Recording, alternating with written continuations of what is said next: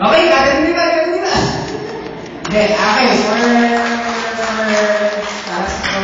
opening remarks, yung ating former class president, Miss Catherine Pico Garcia.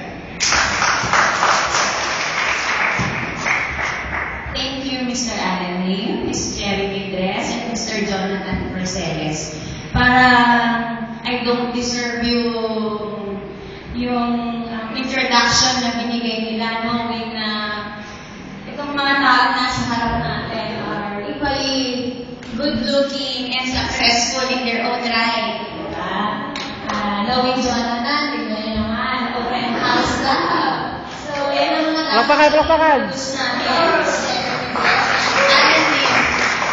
And take ko na rin yung opportunity na i-thank you si Allen sa effort na binigay niya dito sa pag-organize. So, lahat yun, isa-isa niya tawag lahat. So, it's all the effort ni Mr. Allen Lim. Pero, siya lang yung nag-umpisa. In the end, naging nangyari ito sa ating lahat. So, good evening, Batch 94. Good evening! Masaya ba tayo lahat? Masaya! Dapat na maging masaya kayo dahil tonight, you made it here. Ito yung parang once in a lifetime event na nangyayari lang after 15 years, ganun katagal. 15 years, so ilang years na yan, and you made it here. So congratulations, and dapat maging masaya tayo lahat. So, ang mga masasaya,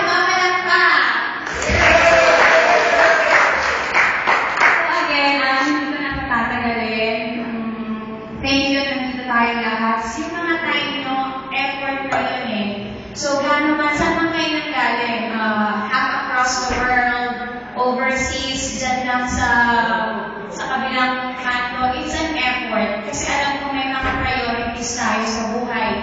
Busy tayo sa mga sarili nating pamilya. We might even have daughters, sons na, and mga busy tayo, may priorities. Pero it took time na pumunta dito. Ibig sabihin, hindi nawala yung concern and pagmamahal niyo sa batch na to na laging nandun ever since way back. So, to end, gusto ko lang sabihin na they used to admire our batch dahil nananalo sa mga contest, sa mga production numbers, ang dami-dami na admire na tayo, and they congratulate me in the past dahil nanalo nga tayo. Pero, going back now, gusto kong i-contest yun. It wasn't because sa akin or sa mga classmates natin nag-lead, kung hindi sa cooperation, sa galing ng batch at pagmamahal na pinapakita nyo all throughout the year. So let's enjoy the night. Yes! Tonight, walang parang group or wala yung mga dancers noon. Magsayaw tayo.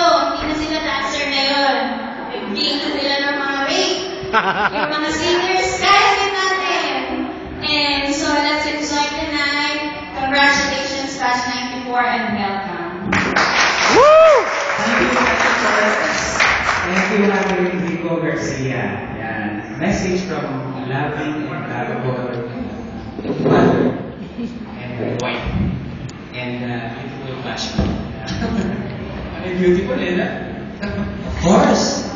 We're all handsome and we're all beautiful in our own ways. So, syempre, nakalimutan ko kanina pa sa pasalamatan yung mga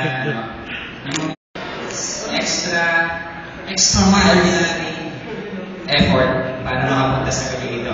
Syempre, yung lalaki sa harapan ko, Mr. Jonathan Mercedes, who came all the way from Singapore just to be with us tonight. Yan. Talagang pinagkarabi niya. Palakpakan naman natin. Siyempre, ang isang kaklase natin na mas malayo yung pinanggalingan. All the way from Canada, Miss Teresa Salpino. Yeah! And all the way from Paris, Third University, Harold Robes. Paris Third University, yan. Thank you. At syempre, sa lahat sa atin na nagaling from out of town, sila Evangeline Tayo, sila Edsel, Sino pa ba yung mga galing? Si Sanya, umay pa lang. Sanya, parating pa lang. Nasa ano na raw siya, Villasis. Tapos siyempre kahit yung mga tagalito lang na nag-exert ng effort para makarating sa gabi ito. Maraming salamat sa inyo. So, bigyan natin ng formal introduction yung mga kabatch natin. Ako na sa table na to. Para naman ano.